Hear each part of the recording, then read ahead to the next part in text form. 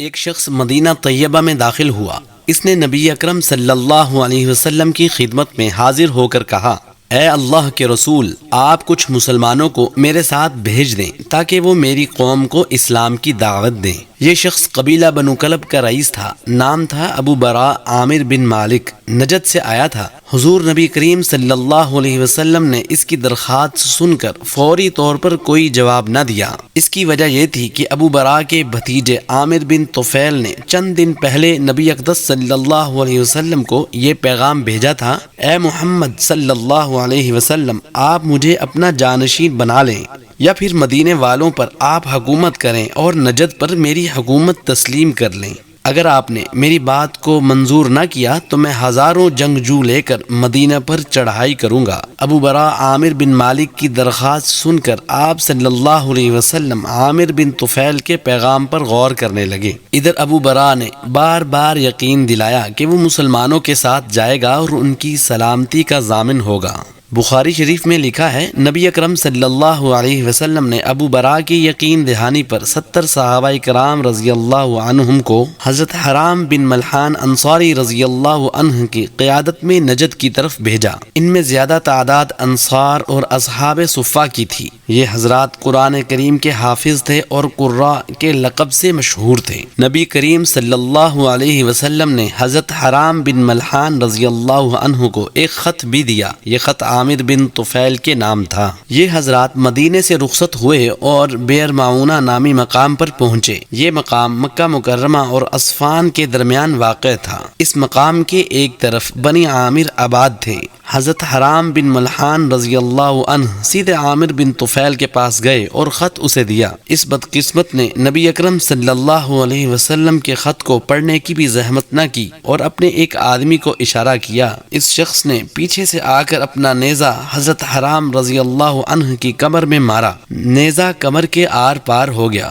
حضرت حرام رضی اللہ عنہ نے خون چلو میں لے کر اپنے چہرے اور سر پر ملا اور پکار اٹھے، رب کعبہ کی قسم، میں کامیاب ہو گیا۔ اس کے ساتھ ہی زمین پر گرے اور شہید ہو گئے۔ ان کی شہادت کے بعد عامر بن طفیل نے اپنے قبیلے بنو عامر کو حکم دیا، ان مسلمانوں پر ٹوٹ پڑو اور انہیں قتل کر دو۔ اس نے آس پاس کے دوسرے قبیلوں کو بھی بلا لیا۔ سب نے مل کر آن کی آن میں 70 صحابہ پر حملہ کر دیا اور سوائے 2 کے ان سب کو شہید کر ڈالا۔ بچ جانے والے 2 صحابہ میں سے ایک کعب بن زید انصاری رضی اللہ عنہ تھے۔ یہ اس حد تک زخمی ہو گئے تھے کہ ان ظالموں نے انہیں مردہ خیال کیا، اس طرح یہ بچ گئے۔ دوسرے صحابی عمرو بن امیہ زمری رضی اللہ عنہ تھے۔ یہ گرفتار ہو گئے تھے لیکن پھر ان کی قید سے بچ نکلے۔ عمرو بن امیہ رضی اللہ عنہ نے مدینہ پہنچ کر یہ افسوسناک خبر سنائی۔ نبی اکرم صلی اللہ علیہ وسلم کو شدید صدمہ پہنچا۔ آپ عام طور پر کسی کے لیے بد دعا نہیں فرماتے تھے، لیکن اس سانحے نے آپ کو اس قدر رنجیدہ کر دیا تھا کہ آپ 1 ماہ تک ان قاتلوں کے لیے بد دعا کرتے رہے۔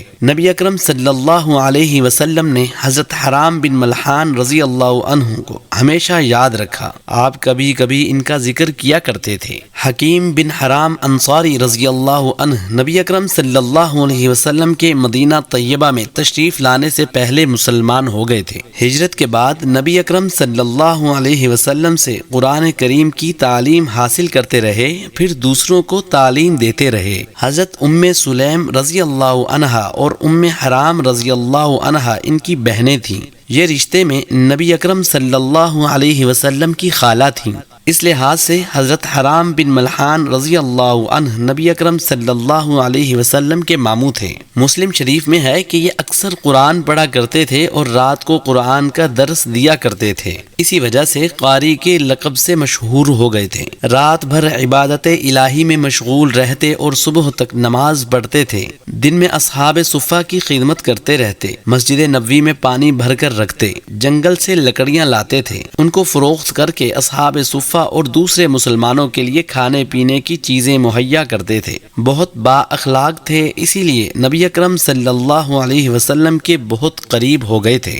رمضان 2 ہجری میں غزوہ بدر میں حصہ لیا، 3 ہجری میں غزوہ احد میں بھی شریک ہوئے اور بہادری کے جوہر دکھائے۔ جس شخص نے عامر بن طفیل کے اشارے پر ان کی کمر میں نیزہ مارا تھا، اس کا نام جبار بن سلمہ تھا۔ اس نے بعد میں لوگوں سے پوچھا، حرام بن ملحان کے اس جملے کا کیا مطلب تھا؟ رب کعبہ کی قسم میں کامیاب ہو گیا۔ لوگوں نے اسے بتایا کہ اس جملے سے ان کا مطلب تھا میں جنت حاصل کرنے میں کامیاب ہو گیا۔ یہ سن کر جبار نے کہا، اللہ کی قسم انہوں نے سچ کہا تھا۔ یہ کہہ کر اس نے اسلام قبول کر لیا۔ نبی اکرم صلی اللہ علیہ وسلم کبھی کبھی فرمایا کرتے تھے، مجھے ام حرام اور ام سلیم پر ترس آتا ہے، ان کے بھائی نے مظلومانہ شہادت پائی ہے، اللہ ان سے راضی ہو۔